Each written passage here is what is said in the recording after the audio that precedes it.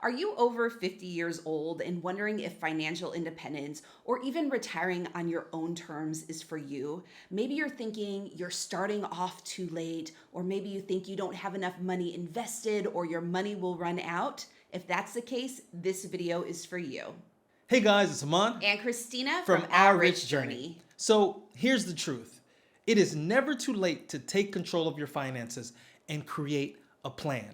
And so in today's video, we are sharing the top 6 things that anyone 50 years or older can do right now if they're feeling behind on their retirement savings or their financial independence goals. These things are designed to help you take immediate action to maximize what you have and set yourself up for a secure financial future. So by the end of this video, you are going to have a clear roadmap and practical steps so that you feel confident that it is not too late to gain your financial independence. So let's start off with the first thing. Assess your current financial picture. So before you make any progress towards financial independence, you really need to know where you stand. And so this means taking an inventory of things like your assets, debt, income, and expenses. So for assets, you want to take inventory of things like your savings account, investment account, retirement accounts, other assets or valuable possessions that you have. And for debts, we're talking about things like mortgage, credit cards, loans, other liabilities. For income, look at your salary, pension, rental income, or any other recurring income that you have. And then for expenses, you want to think about things like your fixed costs, like housing and utilities, and then also include that discretionary spending. And so once you have assessed your financial situation, you have a clear picture. And now you can set realistic financial goals. You will know how much you need to save, how much you need to invest. You will know your net worth, if it's negative, positive, and what you need to do in order to move in the right direction. This is such a crucial step because it will give you clarity, it will reduce financial stress, and it will allow you to make informed decisions when it comes to saving, investing, and spending. Number 2, consider delaying your Social Security. Now, if you are over 50 and you are planning your retirement, the age that you start collecting Social Security has a huge impact on your lifetime income. So most people born in 1960 or later reach their full retirement age by 67. This is the age where you can collect 100% of your Social Security income. Now, you can also start collecting at 62 years old. But if you do this, your benefit is about 30% lower than if you would have waited until your full retirement age. Now, here's the thing. If you delay beyond your full retirement age up to 70 years old, your monthly benefit increases by about 8% every year. So here's an example. If your full benefit at 67 is $2,000 a month, let's say you claim it at 62 years old, then you'll get $1,400 a month, which is about a 30% reduction.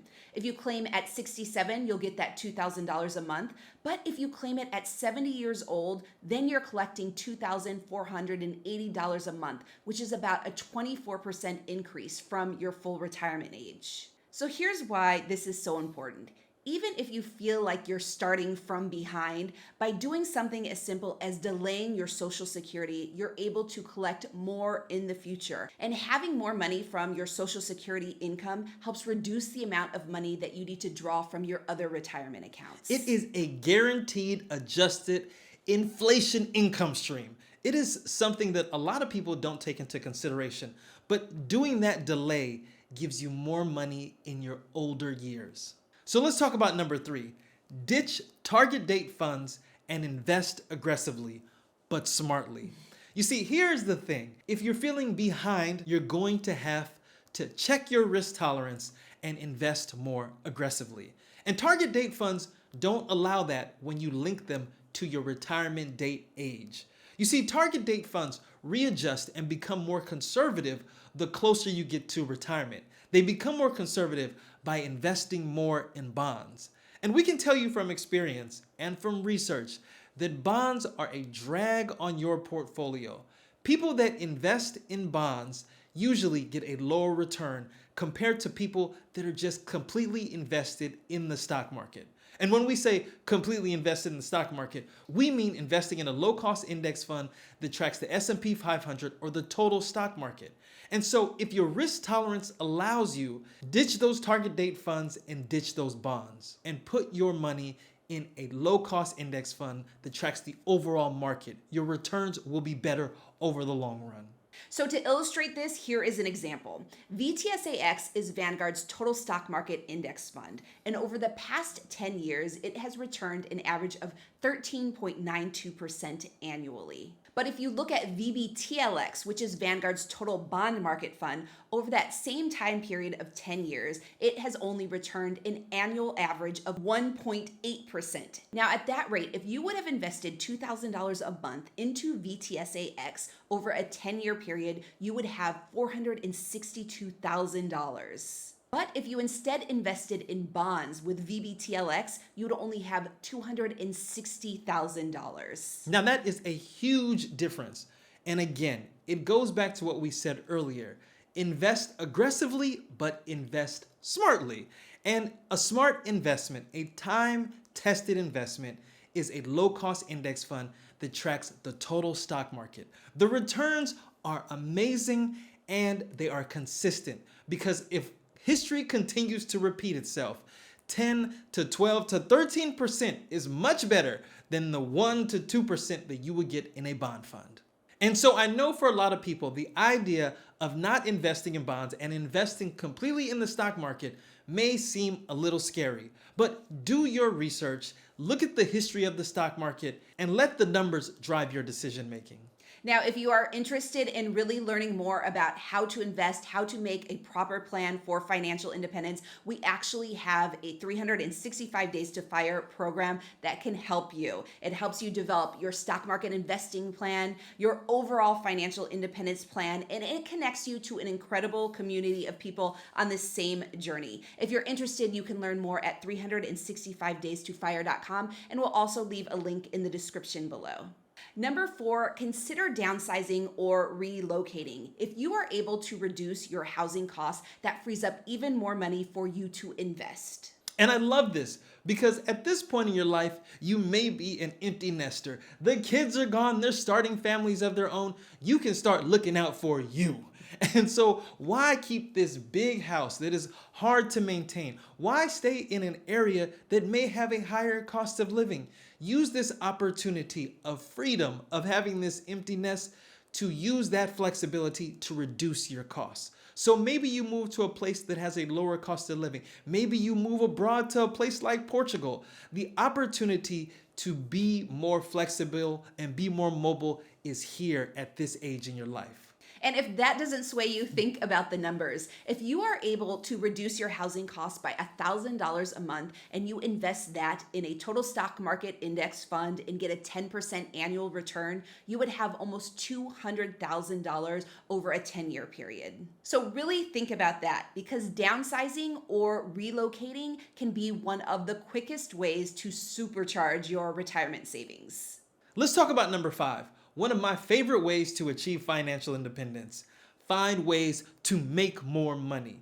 You see, at this age in life, you have experience and expertise, and that is very, very valuable. It is something that you can use to develop a new business, a side hustle. That experience can provide consultation. There is value in your wisdom. So whether it's freelancing or consulting or maximizing the income that you have at your current job, leverage that expertise that you have and learn how to find ways to make more money. And this brings us to number 6, maximize your retirement accounts.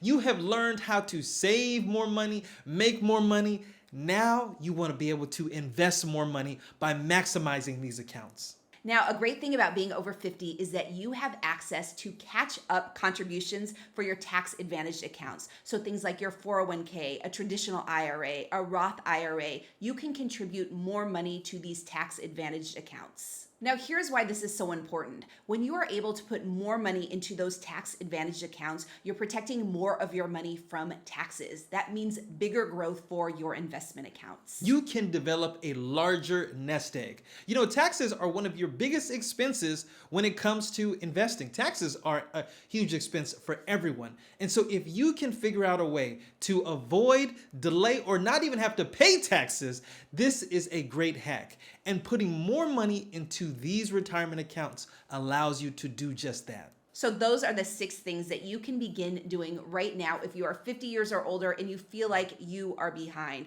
Like we said, it is never too late to gain control of your finances and to reach financial independence. Now, if you feel like you want additional help, additional resources, please check out our 365 Days to FIRE program. It's an incredible program with an incredible community that can help expedite your journey to financial independence. If you're interested, you can learn more at 365daystofire.com, and we'll also leave a link in the description below. Now, of course, if you like this video, make sure you give us a thumbs up, subscribe to our channel, and join the journey.